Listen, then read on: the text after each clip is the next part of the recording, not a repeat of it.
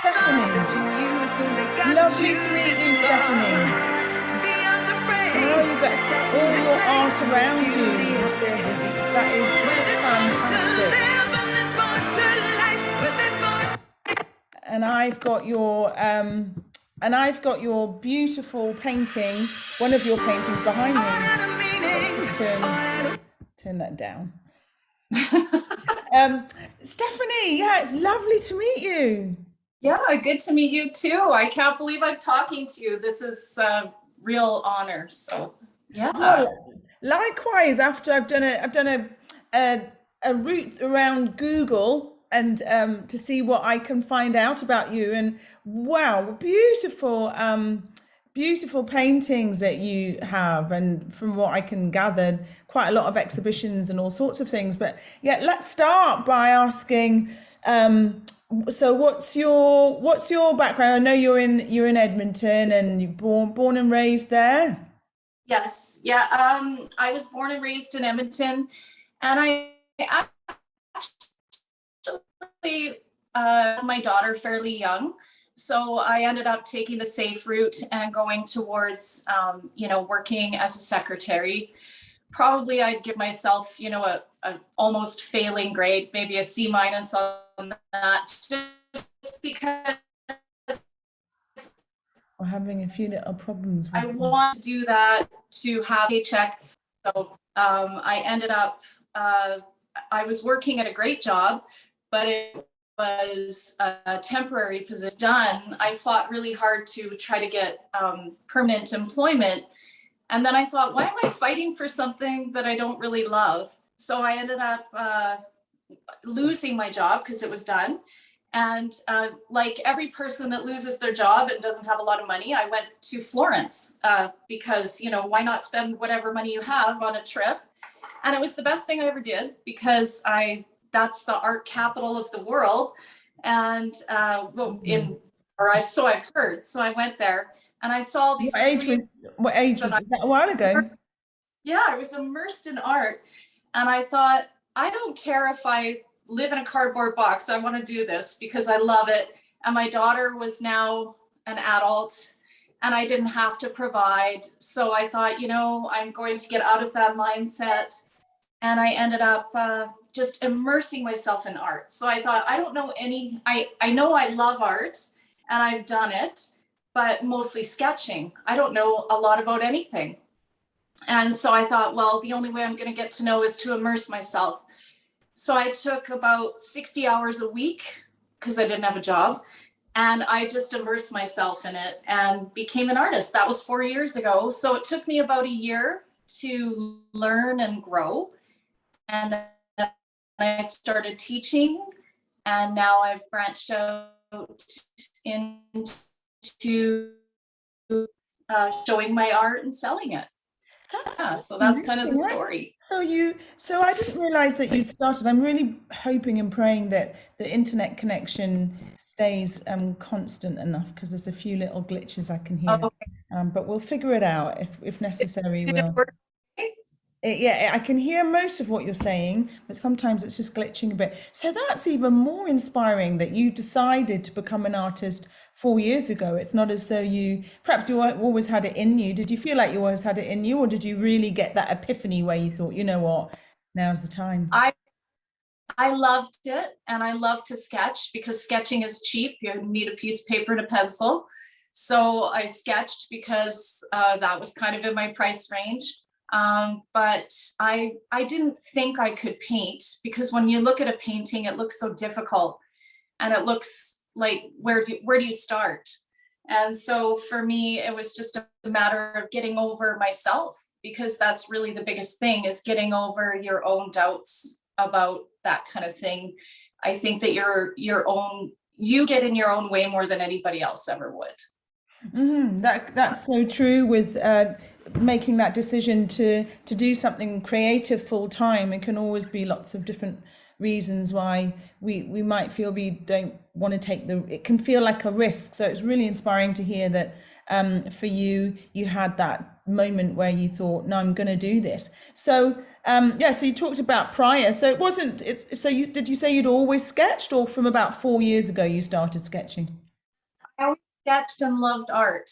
When I was in school, the art class that I went to, I kind of streamed in from another school. So they ended up kicking me out of the art class before I got started because they said, well, there's no room for you in class. So once you miss out on the first stream of art, you can't go into the next stream. So throughout junior high and high school, I just did art on my own and sketched and enjoyed that kind of thing, but I never ever took any formal training of any kind. So it was just all very natural, which, is good and bad. So I think it would have been helpful to have all of that influence, but also I think that I came from a very organic place because I didn't have any formal training. So it's kind of cool because I really figured out what I like. I didn't get influenced by an art teacher or anything. It was just something that I kind of grew to enjoy and what I liked. So I think it's pretty cool that way too. There's good and bad. Yeah, I had that organic sense that you it's that grassroots up, and there is a great freedom when sometimes when you're self-taught, and it's evident in the vibrant expression. I know I from what I read in one of your biogs that you're very influenced by emotion, did you say? By emotion. So that's the feeling part. Of course, you got to have some emotion when you're painting, good or bad, but I prefer good or better. Or, going back through time is a really good way to paint, thinking about a really great time in your life if you're not in a good time right now.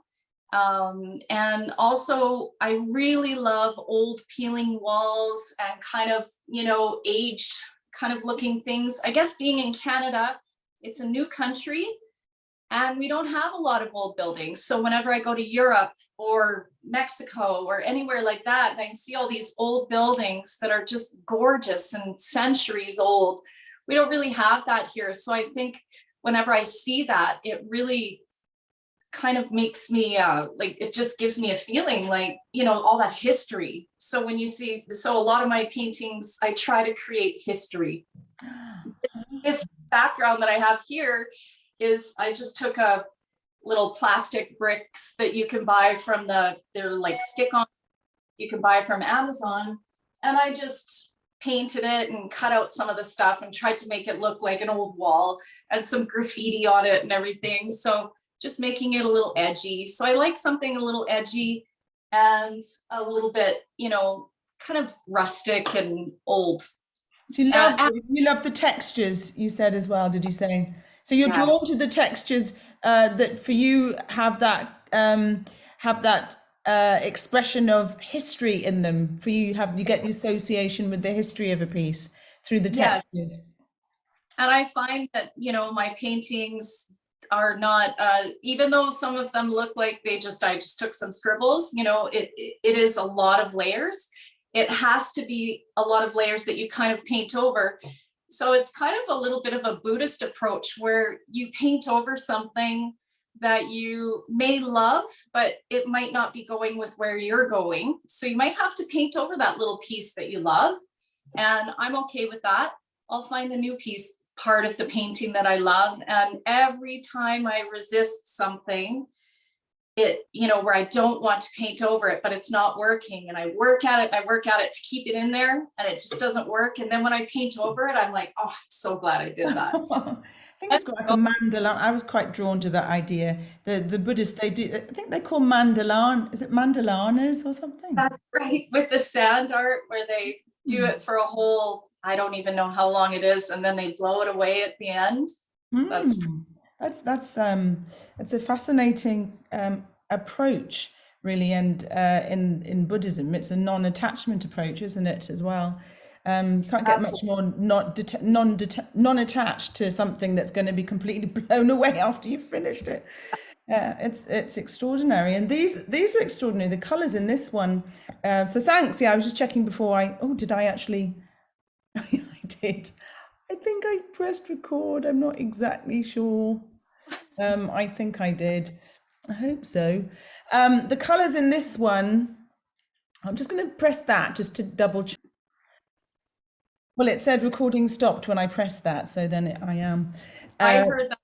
you heard it as well. Yeah, so there's a lot of vibrancy in this one, and I was double checking that it was actually okay to put it up because I took these images from Gala. What was it called? Gala? What's it called?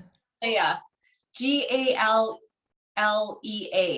And was So it's was that an actual exhibition you had recently, or is that an online gallery format? an online gallery, and I've actually applied for a few of their kind of other online gallery things. The one thing about Canada is it's very large. So a lot of the art center, our Florence of Canada, would probably, a lot of people would say it would be in Montreal. So Montreal is where this online gallery is. So that's where I decided to put mine on, because I know that Montreal, Quebec City, that little part of Canada is very heavily influenced by the arts. And they also have a lot of old world buildings as opposed to Western Canada that I'm in and stuff. So it's very artsy over there. And I thought I really want to get into that and be a part of that, because Did catch you up research online galleries in Montreal, or did you already know about it? online galleries in Canada to see what came up first. And that was one of the ones that came up first. And they've been really good. And the nice thing about online galleries, they take 30% of your sales. A gallery in person is usually about 50%. I've heard that, yeah, 50. So it's again, it's already a reduced percentage, and I can see. I mean, apart from your art being really vibrant and really, I'm loving this one behind me. But I also when I looked at that on Galleria, is it called? Galea. Galleria. Okay, there Yeah. may be a few different versions of that as the interview goes progresses from me. Okay, starting with now. Galleria, did you say? No. Gal- Galileo. oh, art. Okay, I'm going to call it the online gallery because Okay. you mentioned it once before. But I saw that you have several up there, and I can see how prolific you are. I mean, your art is beautiful, is really really gorgeous, but also in the way that you've become visible, and the way that you clearly enjoy your painting and are prolific artist, but there's a real visibility. I was thinking, okay, well, I'm about to meet you and about to interview you, and I thought, oh, I'll find out when I speak to you, but I might as well have a look online. And then there was all sorts of things already for someone that's been an independent artist for only 4 years. That's really impressive accomplishment to be so visible so soon. So what else have you done? Because I noticed that, and then also tell us about your Facebook group. Okay, well, Facebook is probably my most active social media for me, because after I learned how to create some of the art and feel very confident with it, I ended up teaching, because that was going to give me an income stream right away. And I was seeing what people loved on Facebook and Instagram. People were posting, oh, I'd love to learn how to do this. So I taught my Oh, you've gone off. and work really hard. Once again, it's not like I take 20 hours and learn it and then I go teach someone else. You immerse yourself in it before you can teach someone else, because you have to know how to troubleshoot, as well as you can teach somebody something, but what if they come to you with a unique problem? You actually have to say, oh, I know how to fix that because I've done that mistake. You have to have that experience. So I ended up just doing the art the first year. The second year was mainly teaching. The third year I got into teaching and art. So this, like, since the pandemic has started, that's probably when I fully immersed myself in art, where I let the teaching go to the wayside. So teaching was kind of my first love. And it paid off so much, because it wasn't really my main goal. My main goal is to get my art out there and sell it. But teaching helped me, because when you teach somebody, they're just so raw. And I teach beginners, very beginner courses. And a beginner, that one guy comes in, he goes, I haven't done art since grade 5. I've never done anything. How am I going to do this? And I said, you're the best. This is great because I can see exactly your organic way you're going to create art. And I was so inspired by him. So somebody that hasn't done art is very inspiring. And did those Know, students come through your Facebook group? yes. So the Facebook is my main thing. Sorry, I got off topic there. No, but, go. No, it's all fascinating. But Facebook is, I find that mostly I have women in my classes. Women are more interested in learning art. So on a generalized statement there. So what I do is on my Facebook, I make sure that whenever I advertise, because I pay for advertising for my classes, and I advertise between late 20s and early 50s. Those are the people that like to do art, women. So I advertise to women because they're kind of the decision makers. And so Facebook is really good for that. There's a lot of women on there between that age group. So for me, Facebook is grand. Instagram is good for kind of all the way across for the younger group. And of course, TikTok for the younger group as well. I don't do TikTok, but for me, I'm kind of gearing towards that age group right now. If it changes, then I'm going to have to relearn a couple of things, but Facebook has been my main so paid boosting ads, targeted ads. Okay, because some people have ultimatums and all sorts of things, and you go for paid boosted ads. And it's not very much money. Like I was going local. So for me to go local and to hit a lot of people, it cost me about $11 per paid ad. So if I have a class and I'm charging, average $100 a student, and right now the pandemic, only 4 students, maybe 5. So it's not a lot.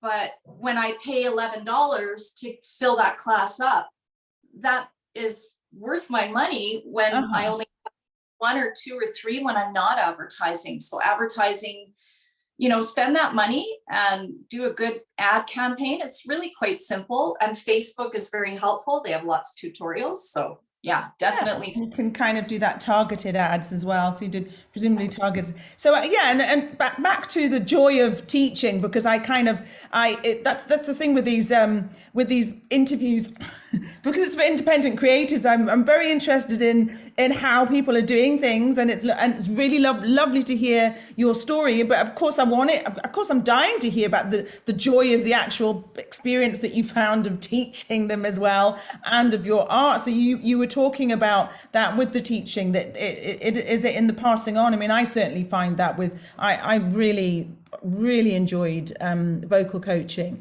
and as you said, similar to you, that comes from having that experience yourself and what you do, so that you can troubleshoot with somebody, and so that you do feel that you can suggest something or problem solve with them. So what else is it that you love about your teaching as well? So presumably it's, as well as it being another stream of income for you as an independent creator, which I identify with as well. It is for me. Yes. So sorry, I missed, you just cut out for a quick second. I kind of intersected you before and was talking about the how process of your getting your students, and the flow that you're in before. The flow you're in before, were you talking about your joy of teaching? And I went, oh, that sounds lovely, but how do you do? Yes. So yeah, you were talking about the pleasure of teaching and who you're teaching. And what you like about your students. Absolutely amazing, because when I teach, I have these students that come in and they go, I can't even draw a stick man. They have kind of a bit of so I try to get that self-talk out right away and say, hey, don't talk bad about my students, right? Like, make a joke about it or whatever. People have a hard time and they come into a class like this, they want to have fun. So I try to make sure it's fun. And I make sure that there's a few things I do when I'm teaching to be successful. One of them is to get everybody into a good place, kind of break the ice a little bit. One thing I always hated when I was a secretary was when everybody had to go around the room and introduce themselves. I find that so contrived and bad. So I never did that in my classes. I actually just say, I'm Stephanie, and this is so and so and so and so. We're going to get started. And then people are like, oh, because they have to do that all day. They don't want to do that in class. So another thing that I do is make sure that I have all the materials for them, because a lot of people don't want to come with stuff and buy stuff. So I make sure that I have everything, and that's why my classes are more expensive. Another thing is my pricing. You never price yourself as the lowest, because you're in a race for the bottom. So you're to be at the bottom of the pack of all of the teaching, and you're trying to cut corners wherever you can. So don't be the cheap, because so you're talking about in-person lessons, even though you advertise them online, right? Because you said you all have the materials and for everybody. Correct. All right. Yeah. So and then when I do the teaching, I make sure that I give a little bit more. So if I advertise, I do a resin class. And so I say that we're going to do, 4 things in this class.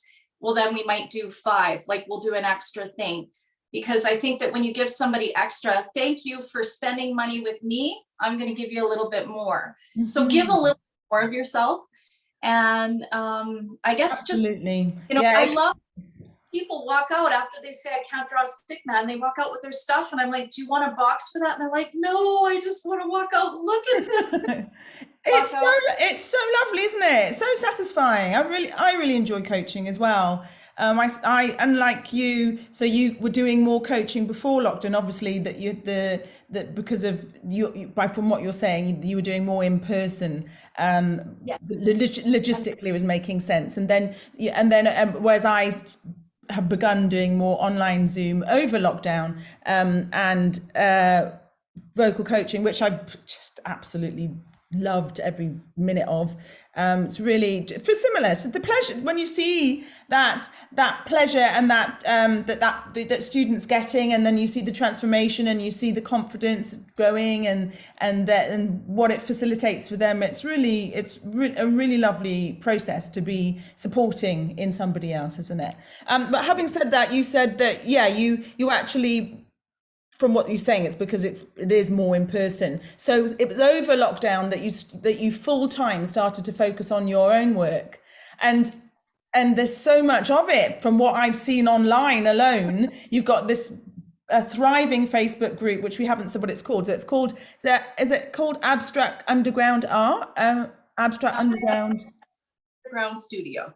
Abstract Underground Studio. So you've got your Facebook page, which we'll put on the top of this link, and that's a mixture of things, isn't it? So do you want to talk a little bit about the actual page? With the Facebook page, I think that's the first thing I did. I didn't join Instagram for a while. I was born in 73. I'll just put that out there. So I'm kind of a kid of the 80s. I'm TV, I'm talk on the real telephone kind of gal. Social media is hard for me. That's been my biggest challenge. So Facebook was pretty natural because I started it so early. Like I think I had a notice that said, oh, you joined in 2007. That's quite a while ago now. So I'm pretty adept at Facebook. So I was comfortable. So I went with Facebook. I think that's helpful. Instagram, I'm not as adept with. And I actually got one of my daughter's friends. I've commissioned him to start, getting me in full Instagram mode. And he's going to get my website up to snuff. He's going to have a website right now?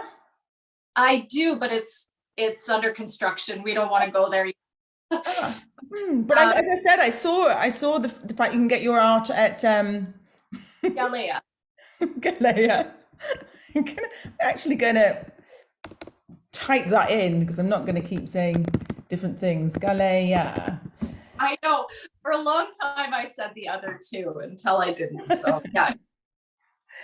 Galea, yeah. So, and you're an example enough that you don't have to have a website, the most swanky website. Not that I've checked out your website. I'm sure it's if everything else that I can see of you online is anything to go by, I'm sure it's wonderful. But from what you're saying, if it's under construction, you can be perfectly getting on with things and getting your art out there and generating income for yourself and really manifesting your creativity and sharing. You can be doing all of that without having to have necessarily every single piece of the jigsaw puzzle in place, which I certainly want to encourage other independent creators, and I'm sure you do, because for anybody that's doing it like yourself, I am, not every single piece of that jigsaw puzzle has to be in place, and that can be a stumbling block with independent creators, where we feel that, oh, if the website isn't completely ready, I better not start. Or yeah.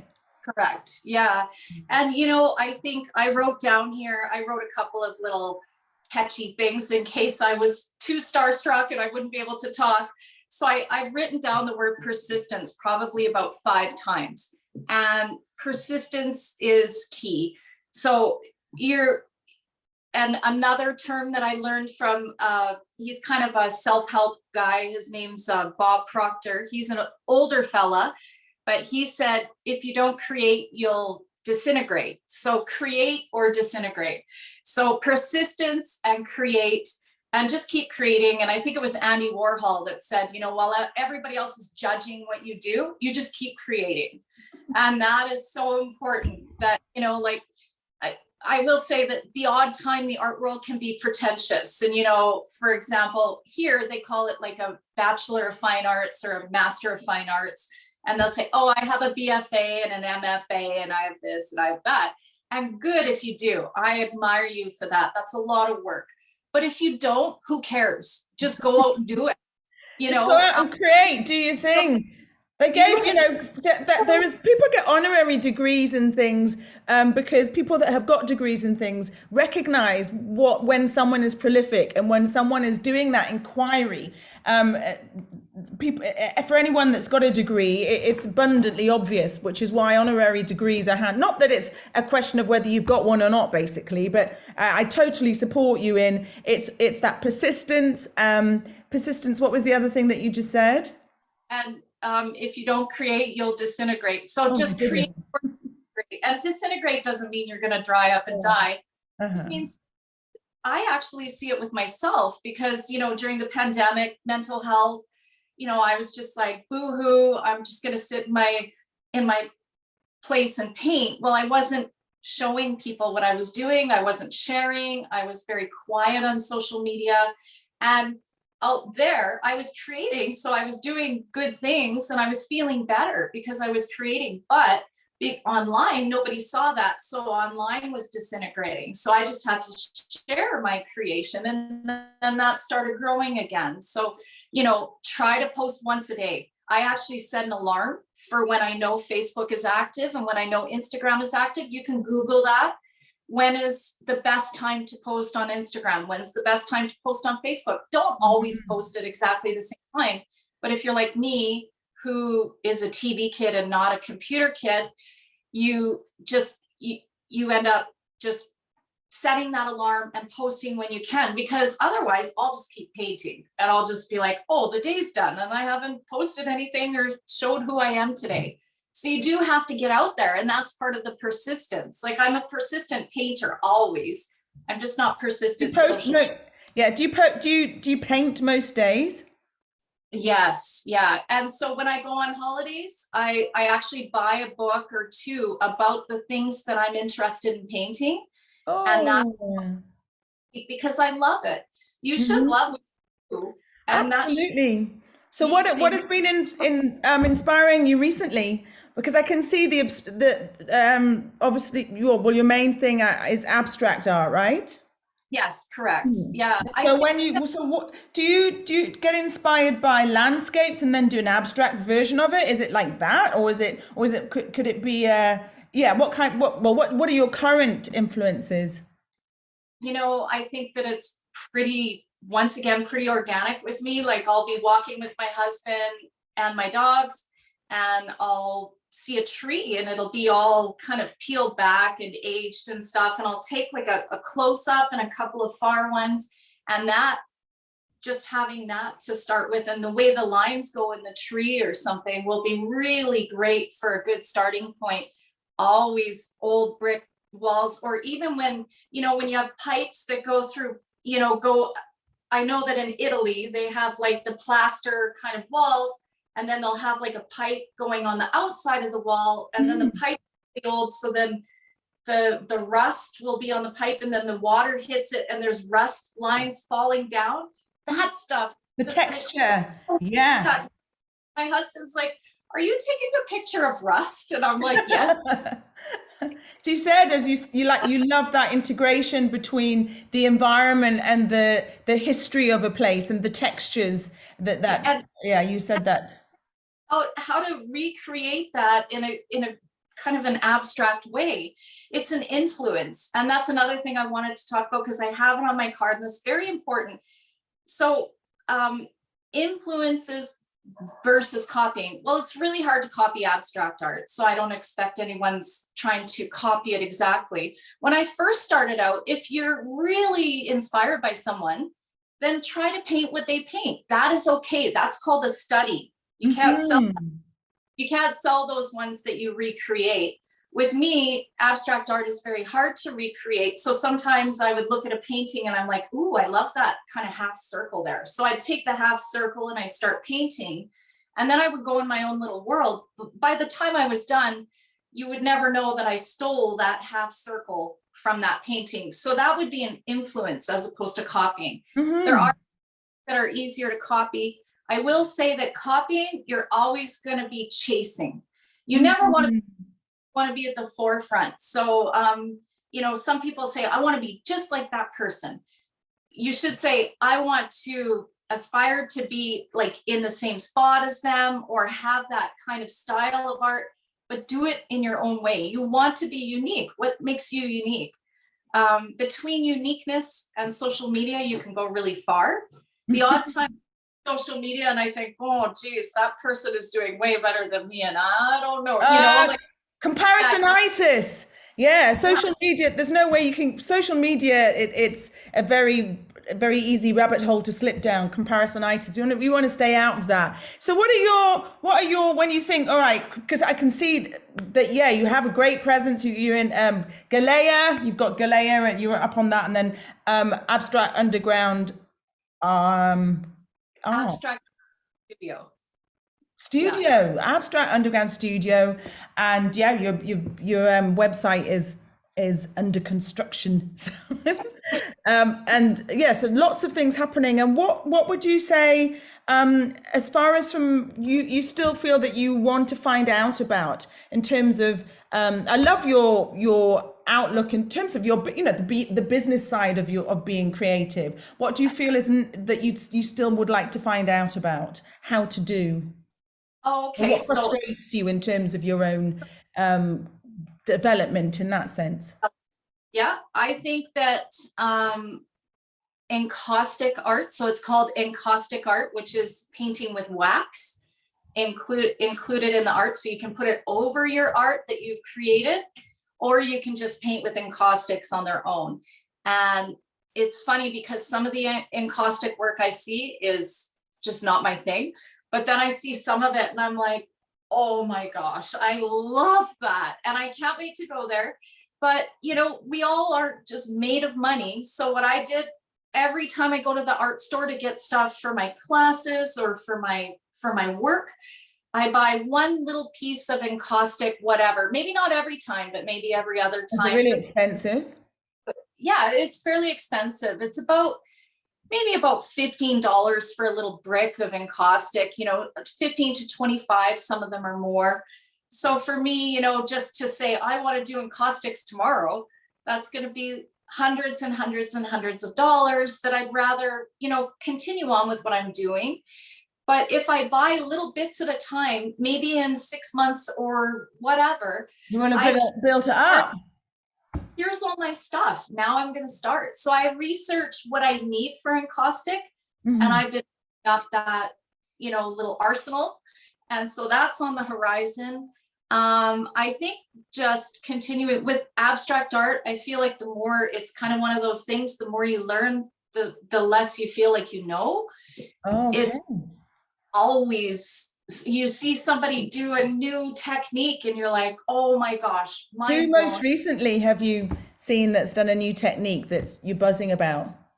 I think for Canada, there's an artist, her name is Lori Mirabelli, and she's wonderful. She has so many cool scribbles and lines. And, you know, when people see those scribbles and stuff, they just think it's all just willy-nilly, like someone went on there and just did it and then walked off and went to the bathroom. It's actually very hard to make all those scribbles kind of be cohesive and to make sense in a painting.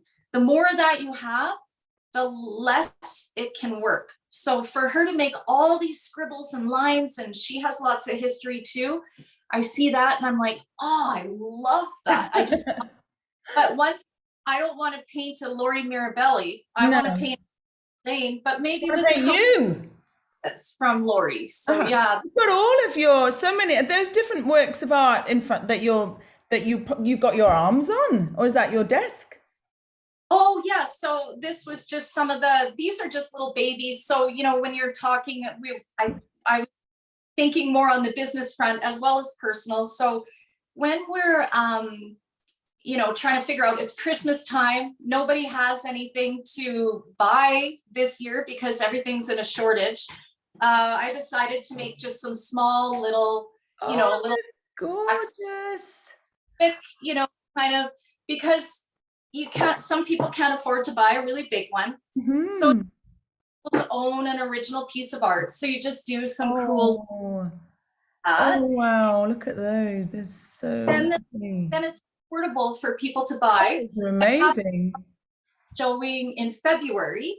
So I thought, you know, not everybody wants to buy a 36 by 48 piece of art. People want their desk or for like a little tiny wall, that would be cute. And are they going to go up on your website, or are you going to take them to particular shops near you, or where are you selling those? I'm going to put them up. My guy that I got a guy, so he's gonna help me with selling these. He's coming next week to help me out with that. But also I'll bring them to the gallery if I don't sell them. It's just nice to have that little baby painting. And sometimes people want to own something, but they don't have lots of dollars rolling around. And this Christmas is going to be different because the container ships there's lots of things happening with all of that, with the shipping and the supply. I don't know if it is over there, but over here it's really bad. So that for me means that maybe you shouldn't be buying something off a container ship for somebody for Christmas. Maybe you should buy something local. So well, look at those. How there's such a vibrancy. I absolutely love your work. I think it's just, I mean, this one behind me is gorgeous. And so, yeah, I just want to say thank you so much. It's been an absolute pleasure to meet you, and your art is wonderful. And thank you so much for sharing the various different ways that you treat your art, and that you promote your art, because that's always really helpful in all of these interviews. The process that everybody does, each individual independent creator does, that it's involved for their work. It's different with everybody, but there's quite a lot of crossovers. But yeah, that's a great idea. Make smaller. Yeah, they're equally as gorgeous, and they may be small, but they're perfectly formed. I heard on a business thing where they said have different streams, like you can have kind of, you know, where people spend a lot, or where they spend maybe a medium-sized amount, maybe they spend a small amount. So you should have that option so that you're not missing out on on people that would like to be a part of what you're doing. Fantastic. Well, thank you very, very much. And yeah, I look forward to seeing more of your work, and keep in touch. Thank you. I think that, you know, I just want to say thank you for doing this. I think you're doing a great thing. And, you know, I've seen you on stage and you're absolutely magnetic on there. So, you know, keep doing what you're doing, because, you know, if I wanted vocal coaching and I knew you were doing it, I'd spend that money on it, because I and it just blows me away. You're amazing, Anna. So Oh, thank you. Well, I love it, and here's to both of us continuing doing what we do, because I can really get the passion. I can get the passion from your art, and I can absolutely see it. It's really inspiring. It's so vibrant. Yes, I chose a particularly vibrant one, but I really get the whole mood, the vibrancy of each of the moods influence, and you talked about the textures as well. It's really an absolute joy to see your art. So thank you ever so much, and yeah, keep in touch. absolutely. All right, So bye. okay. Bye-bye.